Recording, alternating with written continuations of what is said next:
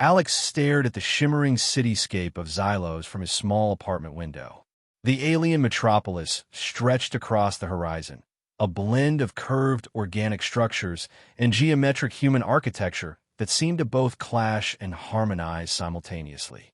It had been exactly 1 week since he'd arrived on Cygnus X7, and the sense of disorientation had yet to fade.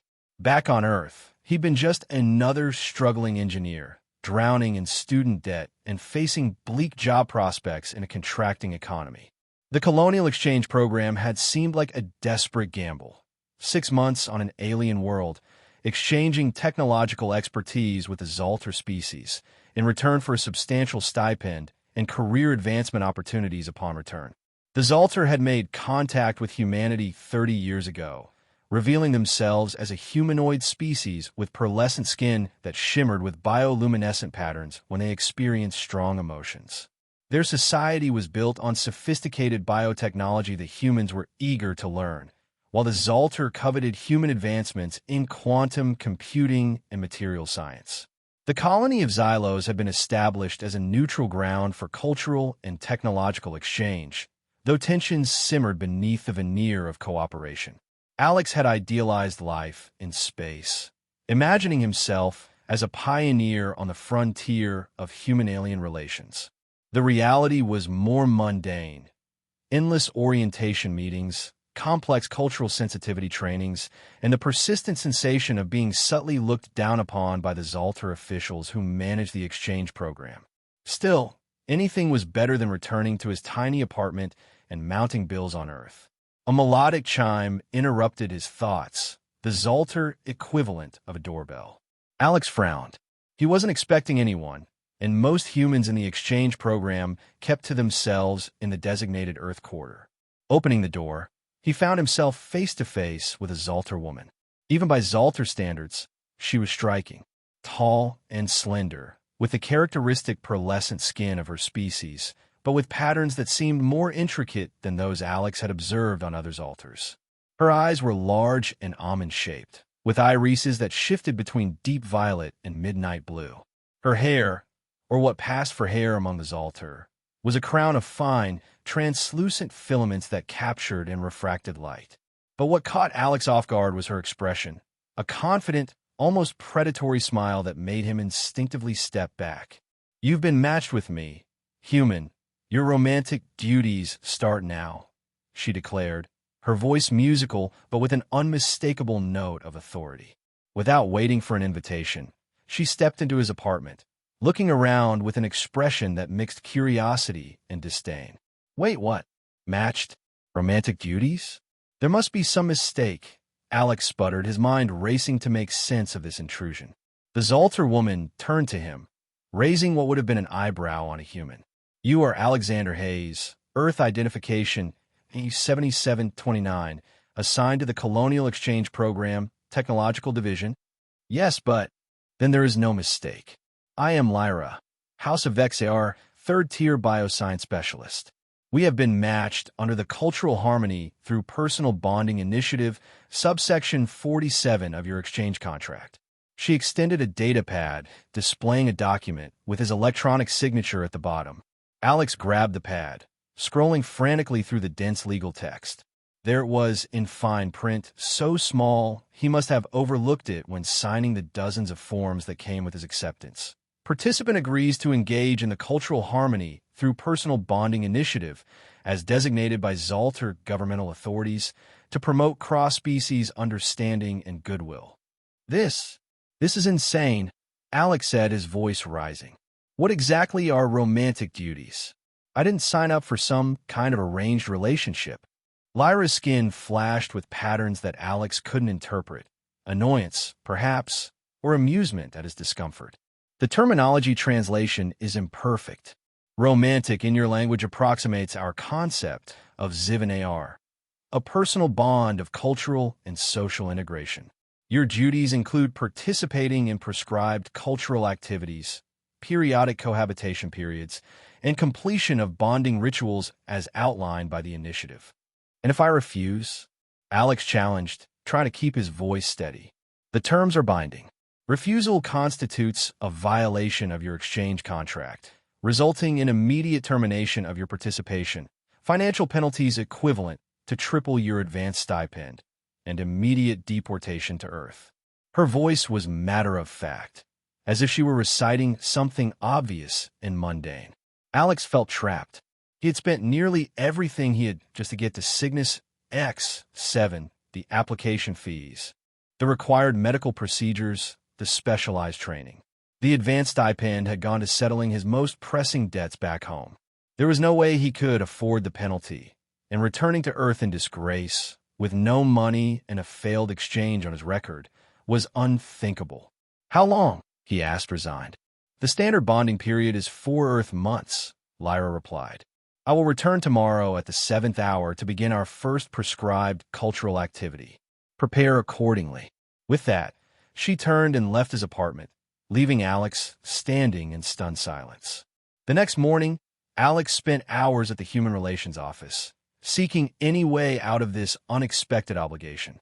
The harried Earth representative, a middle-aged woman named Martinez, listened to his complaints with thinning patience. "Yes, Mr. Hayes, I understand your concerns, but the contract is quite clear. The bonding initiative is a cornerstone of our diplomatic relationship with the Zaltar. We cannot make exceptions without risking the entire exchange program." "But nobody told me about this." It was buried in the fine print of a 200-page document. Martinez sighed. "I sympathize, but the terms were disclosed. The initiative has been running for 3 years now, with over 200 human Zaltar pairings. There have been challenges, but no serious incidents. Most participants report it as a valuable cultural experience." "And what exactly am I expected to do in this bonding?" Alex pressed. "The activities vary based on Zaltar cultural calendars and the specific background of your match. You'll attend social gatherings, participate in Zaltar ceremonies, share living space periodically, and engage in what they call bonding rituals." Seeing his alarmed expression, she quickly added, "These aren't sexual in nature, at least not initially. They're more symbolic gestures meant to establish trust and understanding." "Not initially?" Alex repeated, his voice rising. Martinez looked uncomfortable. "The program is designed to mimic the natural progression of relationships. In some cases, pairs have chosen to extend their bonding in more intimate ways, but that's always voluntary and much later in the process. This is medieval. You're basically forcing people into arranged marriages." "Not at all," Martinez insisted. "Think of it as an intensive cultural immersion program with a single local guide. Many participants develop genuine friendships. Some even choose to continue their relationship after the mandatory period." She leaned forward. "Look, Mr. Hayes, my advice is to approach this with an open mind. The Zaltar take these bonds seriously. They're not just going through the motions. Your match has also made sacrifices to participate." Seeing that he would get no help from official channels, Alex spent the rest of the day researching the initiative online. The official materials were vague, emphasizing cultural exchange and mutual understanding. Forums frequented by human participants contained mixed reports. Some found the experience fascinating and rewarding. Others described it as awkward and intrusive, but few reported anything truly alarming. The most concerning aspect was how much the experience seemed to depend on which Zaltar you were matched with. When Lyra arrived precisely at the 7th hour, Alex had resigned himself to at least giving this arrangement a chance. She was dressed in what he assumed was formal Zaltar attire, a close-fitting garment that seemed to be partially grown rather than manufactured, with living components that subtly shifted and adjusted. "Our first activity is attendance at the Luminary Convergence ceremony," she announced without preamble. "It is an important seasonal observance. You will wear this."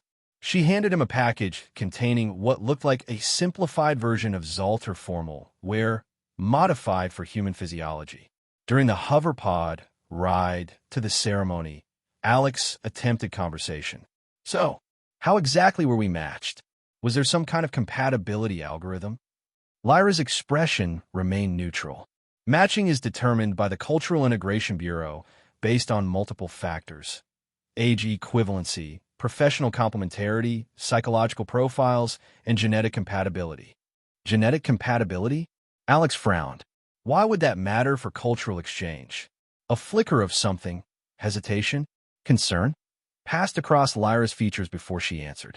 Merely standard protocol. All factors are considered to ensure optimal bonding experiences.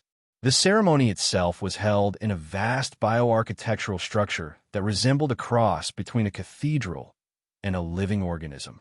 Thousands of Zaltar gathered as bioluminescent flora synchronized their light patterns with musical harmonies that seemed to resonate directly with Alex's nervous system. Despite his resentment at being there under duress, he couldn't help but be moved by the spectacle. Throughout the event, Lyra maintained a formal distance, occasionally explaining aspects of the ceremony in terse, clinical terms. Her attitude seemed to oscillate between detached professionalism and barely concealed disdain for his human limitations. When he failed to correctly perform a ritual gesture, patterns of what he guessed was irritation flashed across her skin. "Your species lacks basic empathetic resonance," she remarked after one particularly awkward moment. "This makes true understanding of Zaltar communal experiences impossible. Maybe if you actually explain things instead of just expecting me to intuitively know alien customs, I do better," Alex shot back. To his surprise, this response seemed to intrigue rather than offend her. "Explain? Interesting. Zaltar children absorb cultural patterns through bioelectric resonance from infancy. The concept of needing verbal explanation for cultural nuance is peculiarly human." This was the most Lyra had said about Zaltar culture all evening, and despite his frustration, Alex found himself curious. "So you're saying Zaltar literally absorb culture biologically? How does that work with variations in belief or practice? Do you ever have cultural disagreements?"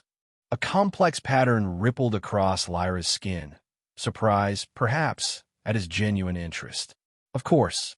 The Great Resonance Schism 3 centuries ago nearly destroyed our civilization. Even now, there are factions with different interpretations of proper cultural alignment." Their conversation was interrupted as they were approached by other Zaltar human pairs. Alex noticed that some seemed more comfortable with each other than others. One human woman and her Zaltar match appeared to be genuinely enjoying each other's company, while another pair maintained rigid formality similar to his and Lyra's. It was after this ceremony, during their third mandated activity, a tour of Xylos's famous suspended gardens, that Alex met Kale. While Lyra was briefly engaged with another Zaltar, the male approached Alex with a directness unusual for their species.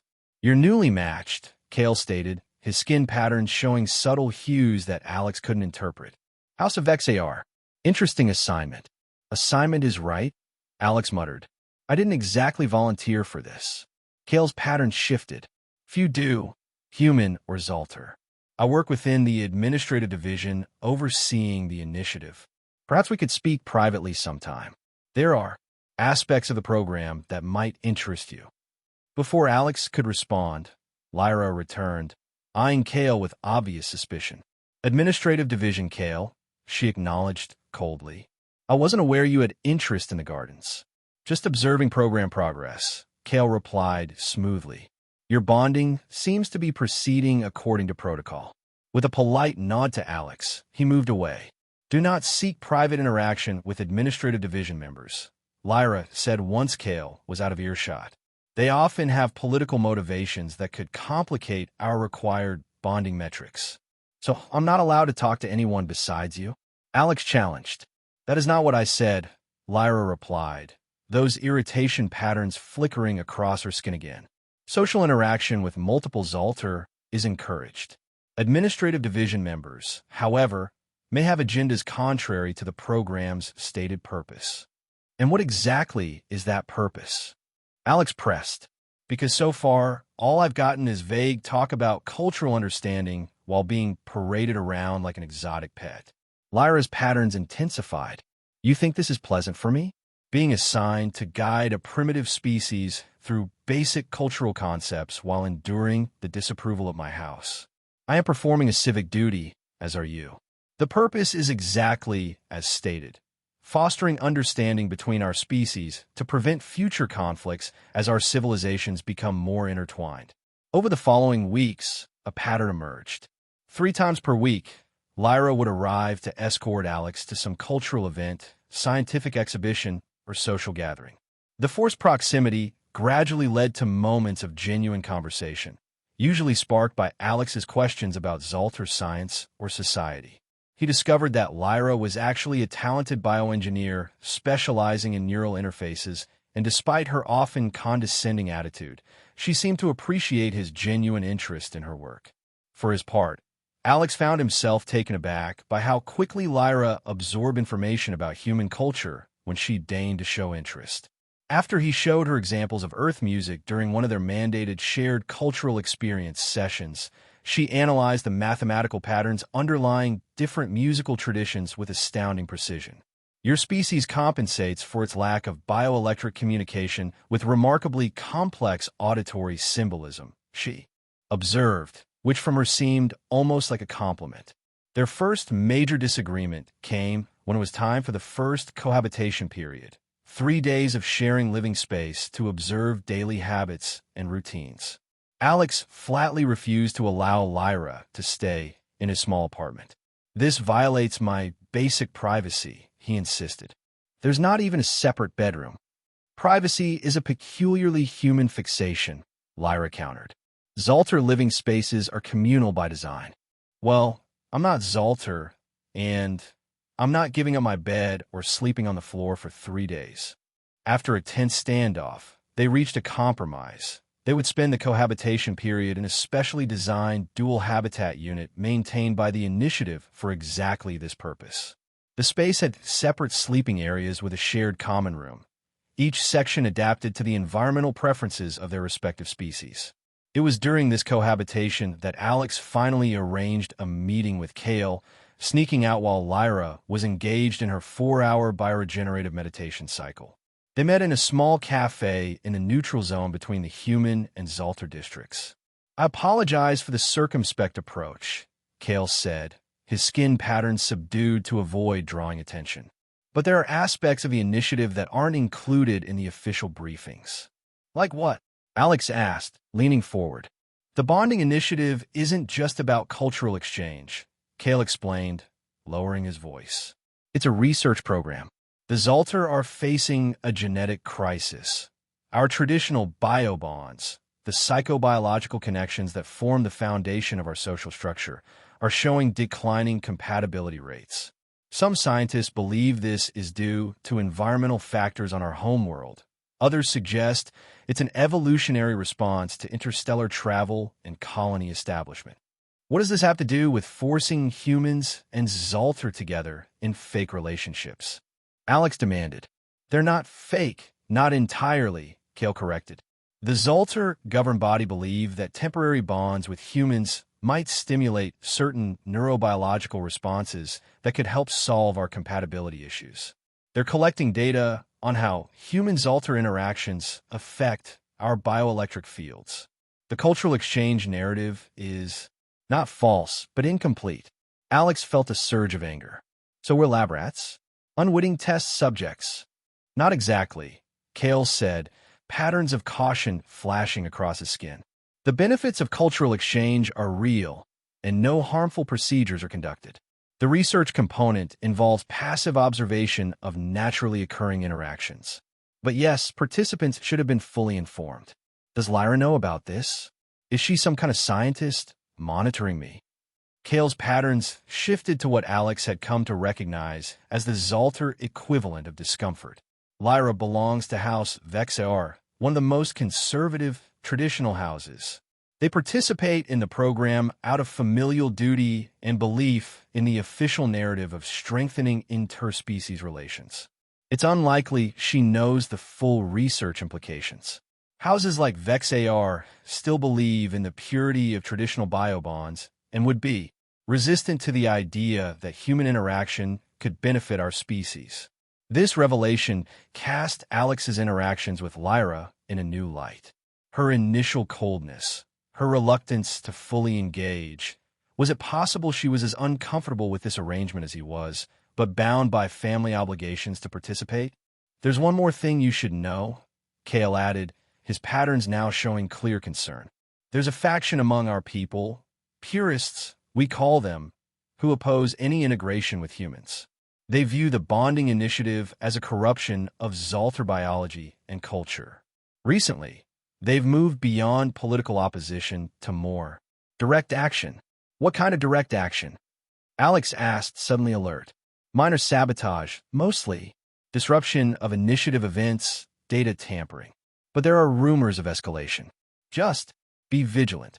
When Alex returned to the cohabitation unit, he found Lyra waiting, her skin flashing with patterns he now recognized as anger and concern. "Where have you been?" she demanded. Unauthorized absence during cohabitation periods violates protocol. Alex considered confronting her with what he'd learned from Kale, but decided against it. If she truly didn't know about the research component, accusing her of being part of it would only widen the gap between them. Instead, he deflected. "I needed some air. Human biology, remember?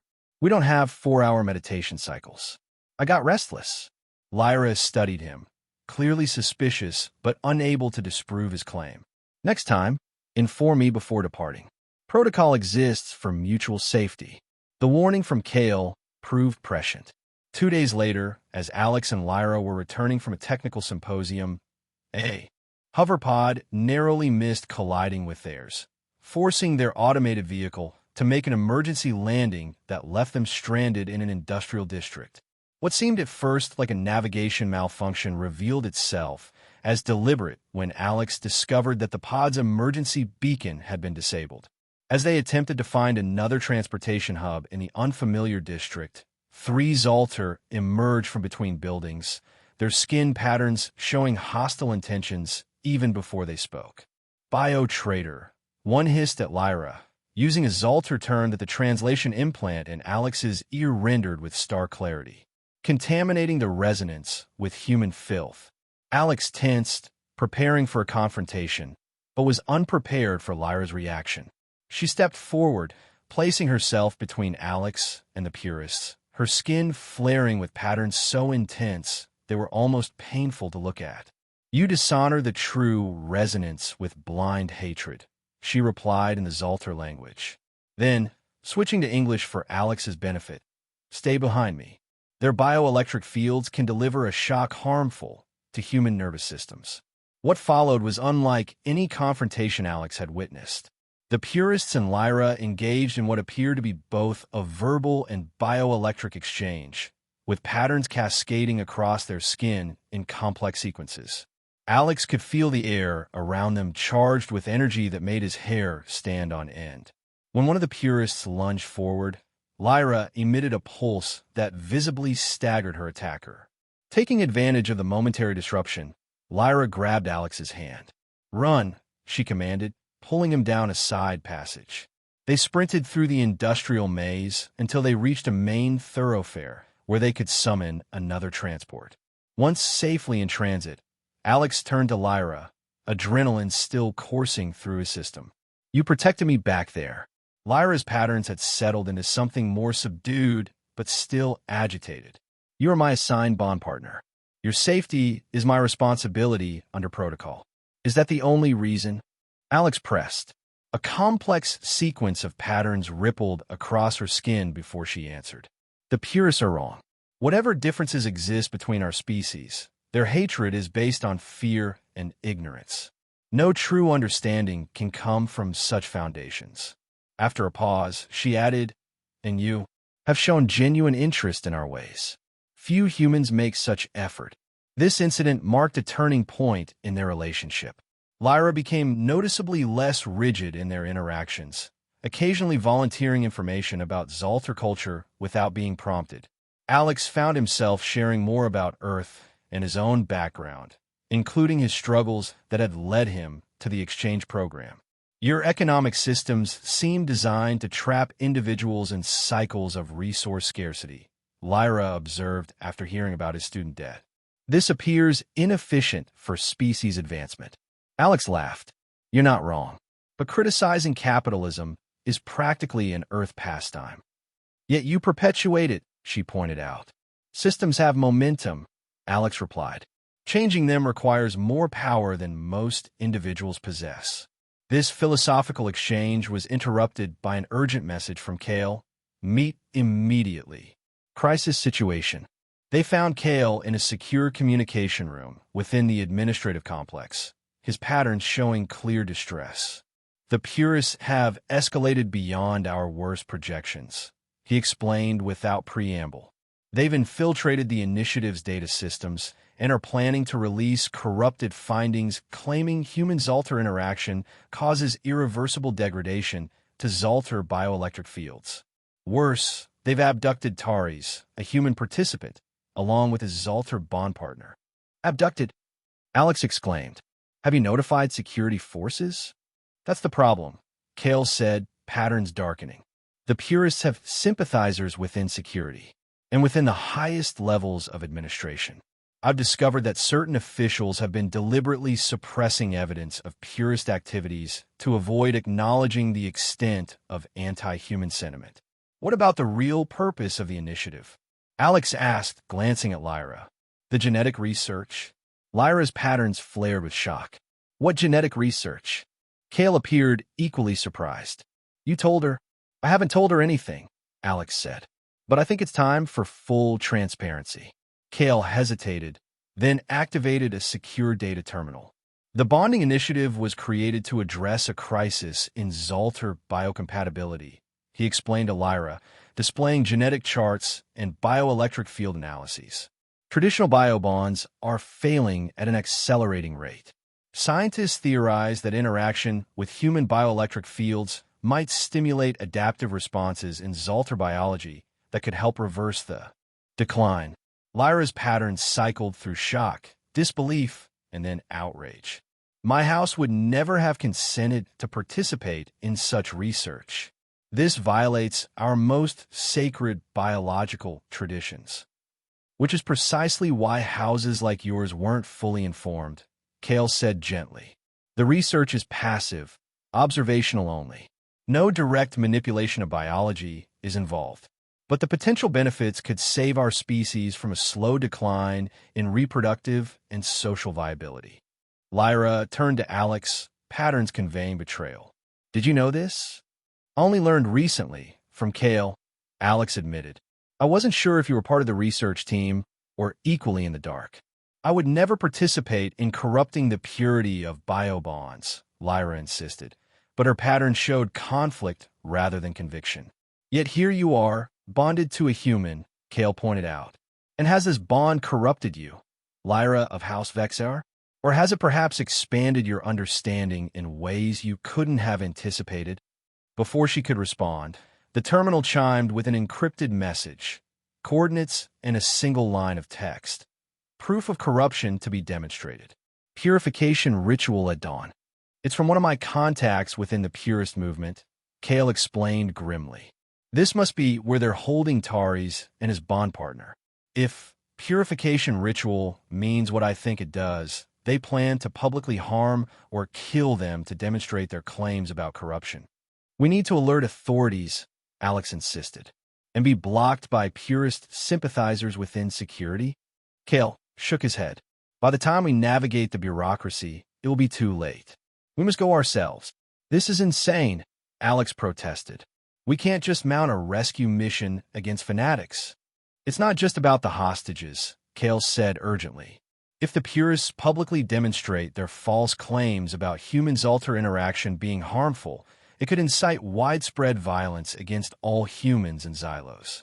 And if they manage to release their corrupted data into the official research, it could end the initiative entirely, dooming both the cultural exchange program and potentially the future viability of Zalter biology. Alex turned to Lyra, whose patterns had stabilized into something more resolved. What do you think? This is your society, your people. The purists violate true Zalter principles even as they claim to protect them, she said after a moment. Truth and life must be preserved. I will help stop them. The coordinates led them to an abandoned bioresearch facility in the outskirts of Xylos. Dawn was approaching as they conducted surveillance from a distance, using Kale's administrative access to tap into remaining security systems. There are approximately 12 purists inside, Kale reported. They're holding Taris and Nara, his Zalter bond partner, in what was once the main laboratory. They appear to be setting up some kind of broadcast equipment. They're planning to live stream their demonstration, Alex realized. Maximum impact. We need to disable their communications first, Lyra said. Then free the hostages before the purists can harm them. I can access the facility's environmental controls, Kale offered. Create a distraction while you two locate and free the hostages. The plan was risky but straightforward. Kale would remain outside, using his administrative credentials to manipulate the facility's systems remotely. Alex and Lyra would enter through a maintenance access point, with Lyra using her bioelectric abilities to neutralize any purist they encountered while Alex located and freed the hostages. Take this, Lyra said, handing Alex a small device. It will temporarily disrupt Zalter bioelectric fields if you're threatened. Point and activate. It won't cause permanent harm. As they prepared to separate, Kale gripped Alex's shoulder. The future of two species may depend on what happens here. Be careful, but do what must be done. The infiltration began according to plan. Kale triggered environmental alerts in multiple sections of the facility, drawing away several purists to investigate. Alex and Lyra navigated through maintenance corridors, avoiding detection until they neared the main laboratory. Two purists guarded the entrance. Lyra stepped forward, channeling her bioelectric field into a focus pulse that temporarily incapacitated them before they could raise an alarm. Inside, they found Taris and Nara bound to examination tables, surrounded by recording equipment. Taris was conscious but bruised, while Nara appeared to be in some kind of bioelectric suppression field. Alex, Taris whispered in disbelief as they worked to free the captives. How did you find us? Long story, Alex replied, helping the man to his feet. Can you walk? I think so, but Nara... He gestured to his bond partner, whose skin patterns were dangerously faint. Lyra examined the Zalter. Woman with growing alarm. They've used a dissociative field on her. It's disrupting her core bioelectric patterns. We need to stabilize her before moving her. As Lyra worked to help Nara, alarms suddenly blared throughout the facility. On a nearby monitor, they could see purists rushing back toward the laboratory. Kale must have been discovered, Alex realized. We need to move now. I can't stabilize her in time, Lyra said urgently. She needs a synchronizing pulse from a compatible field. Use mine, Taris insisted. Human fields aren't strong enough alone, Lyra explained. But perhaps. She looked at Alex, patterns showing uncertainty. A combined approach might work. Human emotional output creates unique field patterns that sometimes resonate with Zalter biology in unexpected ways. If you and Taris both focus intense emotional energy while I channel it through my field. There was no time to debate the unprecedented procedure. Alex and Taris positioned themselves on either side of Nara, while Lyra placed her hands on all three of them, creating a circuit. Alex concentrated on the feelings that had been building within him over the past weeks. Fear, frustration, curiosity, and growing connection with Lyra. Energy surged through the connection, making Alex's vision swim with colors he had never seen before.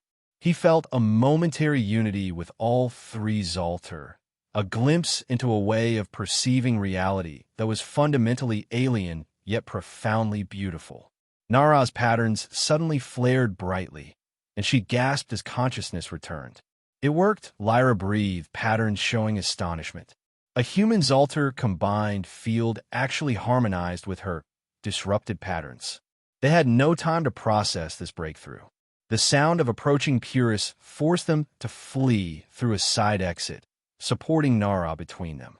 They had almost reached their extraction point when the purist leader intercepted them, accompanied by three followers. Blasphemers, he snarled, his patterns radiating hatred so intense that Alex could feel it like physical heat. You corrupt the very essence of what makes us Zalter. You're wrong, Lyra responded, stepping forward. I've seen the truth. Human-Zalter interaction doesn't corrupt our biology. It has potential to enrich it, to help us adapt and survive. Lies, the leader advanced. We will cleanse this colony of human influence and all who support it. What followed was a confrontation that transcended physical struggle. The Purists launched a coordinated bioelectric attack aimed primarily at Lyra as the traitor to their kind. She countered with her own field, but was quickly overwhelmed by their combined strength. Seeing Lyra falter, Alex did the only thing he could think of. He rushed to her side and took her hand, focusing all his emotion into the connection between them as they had done to help Nara. The unexpected surge of human emotional energy flowing through Lyra's bioelectric field created a disruptive burst that staggered the Purists. In the moment of confusion, Kale arrived with security forces, the genuine ones, not Purist sympathizers. The Purists were subdued and taken into custody, their plot exposed. In the aftermath, the bonding initiative faced a crisis of legitimacy. With the secret research purpose now exposed, many Zaltar were outraged at the deception, while humans felt violated at being unwitting subjects. The program was temporarily suspended pending review. For Alex and Lyra, the revelation created a painful uncertainty.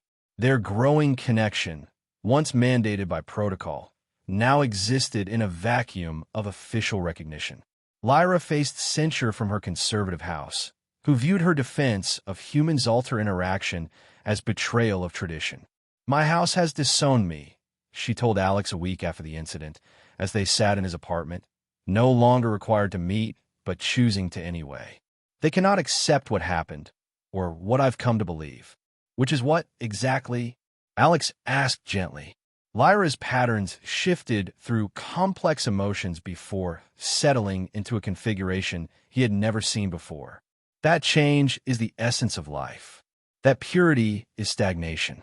That what we thought was corruption might actually be evolution.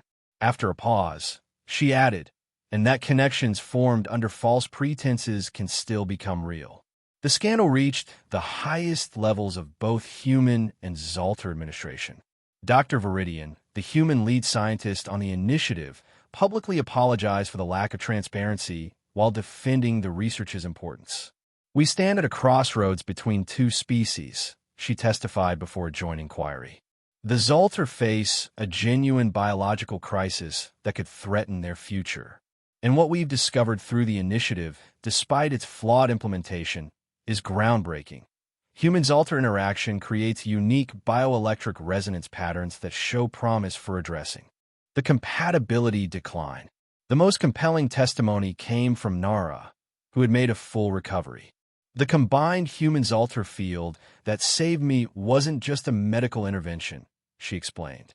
"It was a genuine moment of cross-species harmony that should have been impossible according to traditional Zaltar biology. This suggests that what we thought were fixed biological limitations might actually be adaptable through meaningful connection." Gradually, a new approach emerged from the controversy. The initiative was restructured with full transparency about its dual purpose: cultural exchange and biological research. Participation became truly voluntary, with all aspects of the program explicitly disclosed. Many existing pairs chose to continue their bonds, now fully informed and consenting. For Alex and Lyra, the decision was complicated by external pressures. His exchange term was nearing its original endpoint, while she faced an uncertain future, cut off from her house. "I've been offered a position in the restructured research program," Alex told her during one of their now voluntary meetings. "They want engineers who understand both the technical and personal aspects of human-Zaltar interaction. It would mean extending my stay on Xylos indefinitely." "And is that what you want?" Lyra asked, her patterns shifting with an emotion Alex had learned to recognize as vulnerability. "I came here running away from problems on Earth," he admitted. "But I found something here worth staying for. Not just professional opportunities, but connections I never expected. What about you? What do you want, now that you're free from house obligations?" Lyra's skin rippled with patterns that Alex had come to recognize as contemplative uncertainty, colors shifting between deep indigo and amber in slow, deliberate waves. Freedom from obligation is both liberation and exile, she finally said. My entire life was structured around House Vexayar's expectations. Now I must determine my own path. Her patterns stabilized into something more resolved. The research has merit. What we discovered, what we experienced together during the rescue, challenges fundamental assumptions about Zalter biology. I want to understand it further. She hesitated, then continued. And I find myself reluctant to terminate our bond, despite its coerced beginnings. The restructuring of the initiative created ripples throughout Xylo society. The colony, once segregated into distinct human and Zalter districts with limited interaction, began to evolve. Mixed species research teams formed, working openly on the biocompatibility crisis. Some conservative Zalter houses withdrew their members from the colony in protest, while others cautiously embraced the new transparency. Kale was appointed to lead the reformed initiative, now renamed the Collaborative Biology and Cultural Integration Program. In his first official address, he spoke candidly about both the potential benefits and ethical challenges. We stand at an evolutionary crossroads, he announced to a mixed audience of humans and Zalter. The biocompatibility crisis threatens the fundamental social structure of Zalter civilization. But through honest collaboration with humans, not coercion or deception, we may discover solutions neither species could find alone. The purists, though diminished by the exposure of their extremist tactics, didn't disappear entirely.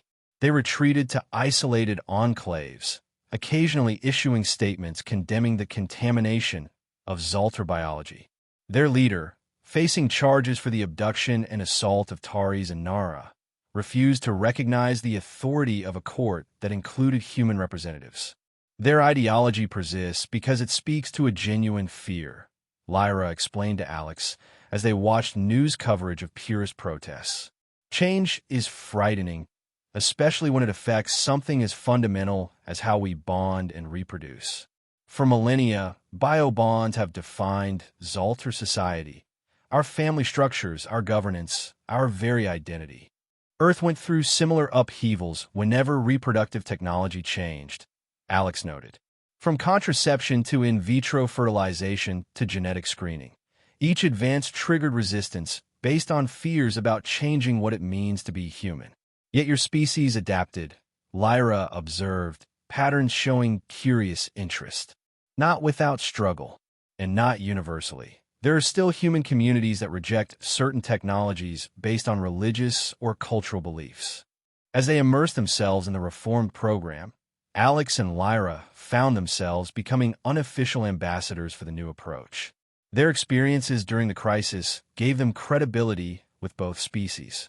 Alex's technical background helped bridge human technology with Zalter biology, while Lyra's deep understanding of traditional Zalter culture allowed her to translate new concepts in ways that honored tradition while embracing innovation. Their personal relationship evolved alongside their professional collaboration. Released from mandated bonding activities, they discovered which aspects of their connection were genuine and which had been artificially imposed. Some rituals they abandoned immediately. Others they modified to reflect their personal preferences rather than protocol. I never understood the human concept of dating before, Lyra admitted during an evening they had chosen to spend together, walking through Xylos' bioluminescent gardens. We Zalter have ritualized courtship, but it follows predetermined patterns based on biobond compatibility readings. The uncertainty of human attraction, choosing partners based on subjective experience rather than biological metrics, seemed chaotic and inefficient. And now, Alex asked, now I find the uncertain intriguing. Each interaction contains possibilities that no algorithm could predict. Her patterns shifted to what Alex now recognized as gentle amusement, though I still find some human courtship customs baffling. Why would anyone want to share food items from the same eating implements? Alex laughed. Wait until I tell you about karaoke. 3 months after the restructuring, Dr. Viridian's research team announced a preliminary breakthrough. Data gathered from voluntary human Zalter pairs, including Alex and Lyra, had identified specific emotional resonance patterns that appeared to temporarily enhance Zoltar bioelectric field stability. It's not a complete solution to the compatibility crisis, Viridian explained during a presentation attended by representatives from both species. But it suggests a path forward. Zoltar biology appears capable of adapting through sustained, emotionally resonant interaction with humans. The effect begins as temporary, but may lead to permanent adaptations over generations. This announcement provoked mixed reactions. Some Zoltar embraced the possibility of biological adaptation through human interaction, while others feared it would fundamentally alter what it meant to be Zoltar. "We aren't asking anyone to change who they are," Lyra argued during a community forum where tensions ran high. "We're discovering who we might become, together." Evolution has always been driven by environmental adaptation. Perhaps the meeting of our species is simply the next evolutionary catalyst. A conservative Zoltar elder challenged her. "And what happens to our traditions? Our sacred biobonds that have sustained our civilization for millennia?" "Traditions evolve or they die," Lyra responded, her patterns showing respectful disagreement rather than defiance. "The crisis exists whether we acknowledge it or not. Biobond compatibility has declined for 7 generations. We can cling to a failing system out of reverence for tradition, or we can honor our ancestors by ensuring Zoltar civilization continues, even if in an evolved form." For Alex, watching Lyra advocate for adaptive change while still honoring her cultural heritage was a revelation. The woman who had once appeared at his door with rigid protocol and thinly veiled disdain had transformed, or perhaps had always contained this potential for growth beneath the constraints of house expectations. Their own relationship became something neither culture had quite anticipated. Not a traditional Zoltar biobond, nor a conventional human romance, but something that incorporated elements of both while creating something new. They developed communicative patterns that blended verbal and bioelectric expression. Alex couldn't generate the fields that came naturally to Lyra, but he learned to interpret her patterns with increasing accuracy, while she became attuned to the subtle human expressions that conveyed emotion. 6 months after the crisis, as the reform program showed promising results, Alex faced a decision. His extended contract was concluding, and Earth authorities were requesting his return to share his expertise with the scientific community back home. "They want me to lead a new research initiative on Earth," he told Lyra, as they sat in what had become their shared living space. A hybrid environment that accommodated both human and Zoltar biological needs. "Applying what we've learned here to develop better human-Zoltar interfaces for future collaboration." Lyra's patterns shifted through a complex sequence he recognized as conflicted emotions. "This is an important opportunity," she said carefully. "Your insights would be valuable to both our species." "It would mean leaving Xylos," Alex said, watching her reaction closely. Unless. Her patterns intensified with sudden focus. "Unless you'd consider coming with me," he suggested. "Earth has established a small Zoltar diplomatic enclave, but no research specialists with your particular expertise. They're especially interested in the bioelectric communication aspects we've been developing." "Leave Xylos." Her patterns fluctuated with uncertainty. "I've never been off-world. It would be temporary, a year, maybe 2, and then we could decide what's next. Together." The patterns across Lyra's skin stabilized into a configuration Alex had come to cherish. The unique signature that appeared only when she experienced genuine joy. A new world to explore. New patterns to discover. Then, with a flicker of characteristic Zoltar pragmatism, the environmental adjustments would be significant. Earth's electromagnetic field differs substantially from Cygnus X7. The enclave has adaptable living quarters, Alex assured her. "And you'd have an expert guide to human culture." He smiled. "Though I should warn you about Earth food. It doesn't glow nearly as much as you're used to." Their decision to travel to Earth together represented more than a personal choice. It symbolized the evolving relationship between their species, not without challenges, but based on mutual choice rather than coercion or necessity. Before their departure, they participated in one final ceremony on Xylos. Unlike the mandated rituals of the original initiative, this was a voluntary gathering of human Zalter pairs who had chosen to maintain their bonds after the restructuring. Some were continuing romantic relationships. Others had developed deep friendships or professional partnerships, but all represented a new kind of connection between the species. Kale presided over the ceremony, his patterns showing genuine optimism. When the bonding initiative began, it was built on necessary deception. What grows now is founded on truth, complex and sometimes difficult, but genuine. The challenges facing both our species remain significant. The Zalter biocompatibility crisis continues, and Earth's technological dependencies create vulnerabilities. But together, we've discovered potential solutions neither could have found alone. As Alex looked around at the gathered pairs, including Taris and Nara, now leading a specialized research team on trauma recovery, he reflected on the journey that had begun with that startling announcement at his door. "You've been matched with me, human. Your romantic duties start now."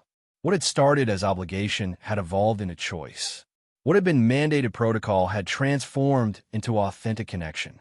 And the future, while uncertain, contained possibilities neither had imagined when they were first reluctantly paired.